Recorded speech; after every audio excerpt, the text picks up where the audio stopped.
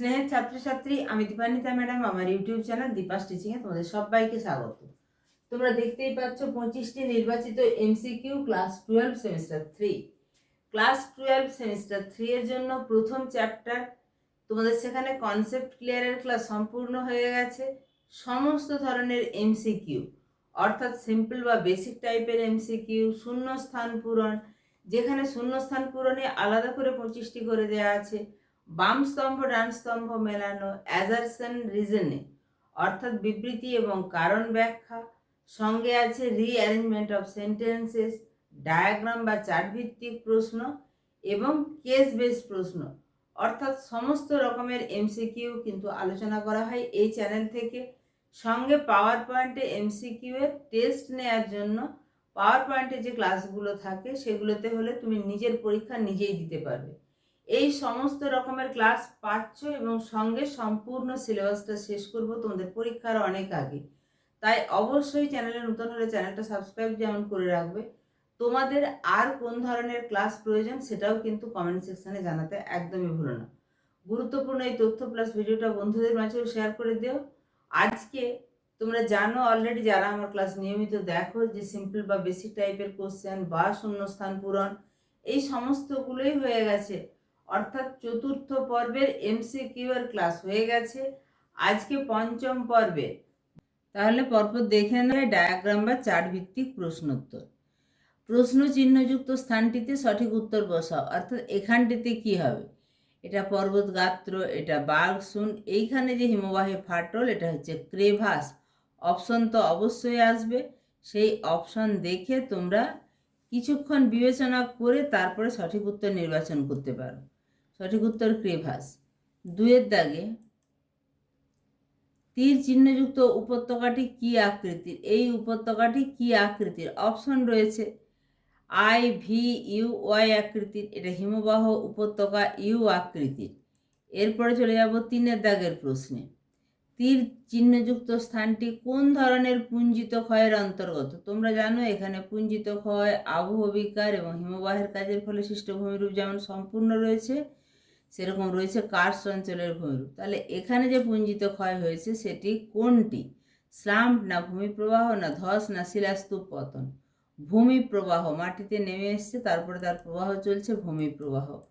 পরের প্রশ্ন, নিচের ছবিটি কোন ভূমিরূপে? তোমরা দেখতেই পাচ্ছ চুনাপাথরের কাজের ফলে, অর্থাৎ অ্যাসিড মিশ্রিত জল কিভাবে চুনাপাথর যুক্ত অঞ্চলকে ক্ষয় করেছে। এখানে গুহা তৈরি হয়েছে।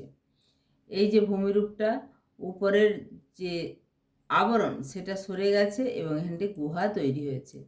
পরের প্রশ্ন, নিচের চিত্রটি কোন ধরনের পুঞ্জিত ক্ষয়ের উদাহরণ? এখানে যে পুঞ্জিত ক্ষয় হয়েছে সেটি সলিফ্ল্যাকশন না ধস না কর্দম প্রবাহ না শিলাপতন? এখানে শিলাপতন ঘটেছে। পরের প্রশ্ন, নিচের ভূমিরূপটি কিসের উদাহরণ? এই ভূমিরূপটি কিসের উদাহরণ? পার্বত্য বা উপত্যকা হিমবাহ না উপকূলীয় হিমবাহ না মহাদেশীয় হিমবাহ না সমুদ্রে ভাসমান হিমবাহ বা হিমশৈল? এটা পার্বত্য বা উপত্যকা হিমবাহ, কারণ পিছনে আমরা পর্বত দেখতে পাচ্ছি। নিচের ভূমিরূপটি কিসের উদাহরণ? সার্ক, এরিটি, পিরামিড চূড়া, ক্রেভাস? এটি একটি পিরামিড চূড়া। 3-4 দিক থেকে 3-4টি এরিটি গঠিত হলে মাঝের এরকম সংকীর্ণ যে পাহাড় তৈরি হয় তাকে বলে পিরামিড চূড়া। এরপরে চলে যাচ্ছি সরাসরি বাম স্তম্ভ ডান স্তম্ভ মেলানোতে। বাম স্তম্ভ ডান স্তম্ভ, ইউ আকৃতির উপত্যকা, পর্বতগাত্রে ফাটল, পৃথিবীর গভীরতম ফিয়র্ড, পৃথিবীর দীর্ঘতম মহাদেশীয় হিমবাহ। সেটি এভাবে সাজানো আছে।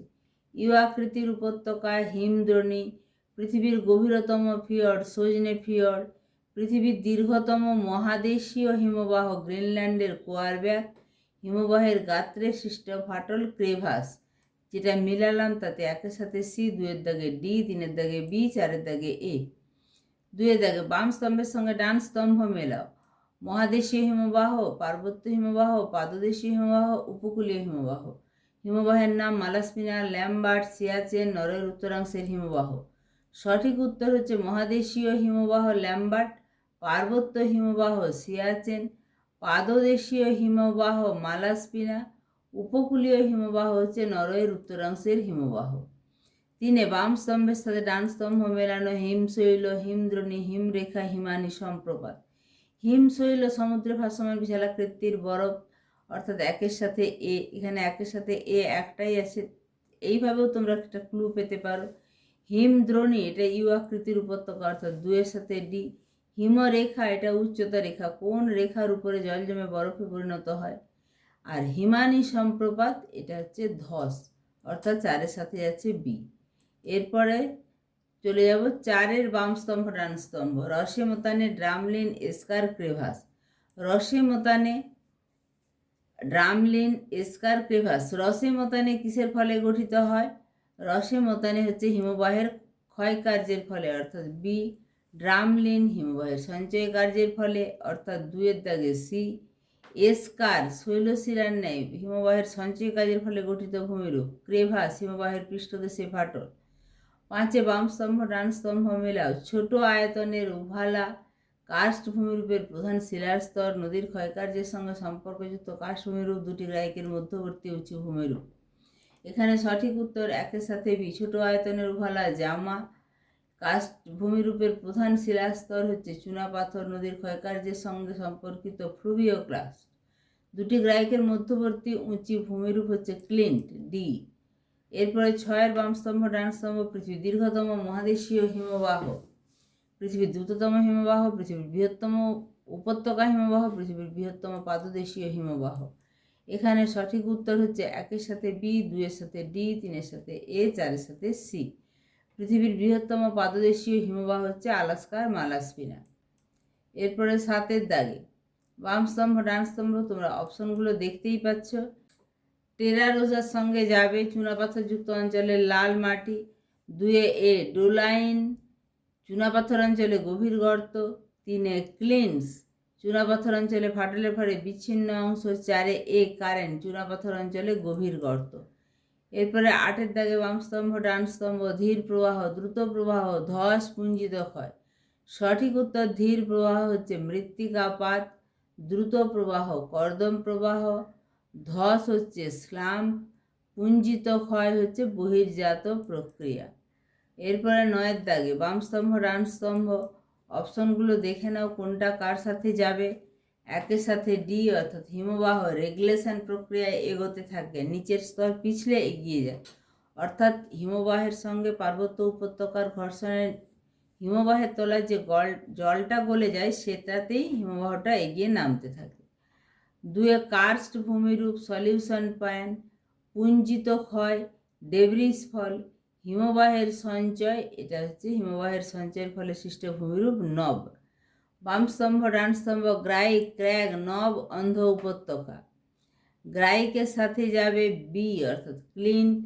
ক্র্যাগের সাথে যাবে টেল। নবের সাথে যাবে কেটল।